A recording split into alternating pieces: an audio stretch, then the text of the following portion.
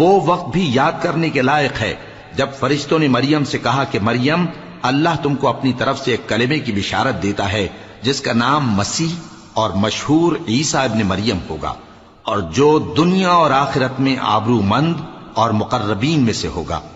اور ماں کی گود میں اور بڑی عمر کا ہو کر دونوں حالتوں میں لوگوں سے یکساں گفتگو کرے گا اور نیکوکاروں میں ہوگا۔ مریم نے کہا کہ پروردگار، میرے ہاں بچہ کیوں کر ہوگا کہ کسی انسان نے مجھے ہاتھ تک تو لگایا نہیں۔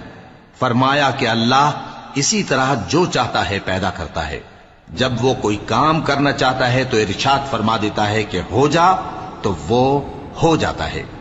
اور وہ اسے کتاب و حکمت اور تورات اور انجیل کا علم عطا کرے گا، اور عیسیٰ بنی اسرائیل کی طرف پیغمبر ہو کر جائیں گے اور کہیں گے کہ میں تمہارے پاس تمہارے پروردگار کی طرف سے نشانی لے کر آیا ہوں، وہ یہ کہ تمہارے سامنے مٹی سے پرندے کی صورت بناتا ہوں، پھر اس میں پھونک مارتا ہوں تو وہ اللہ کے حکم سے سچ مچ پرندہ ہو جاتا ہے۔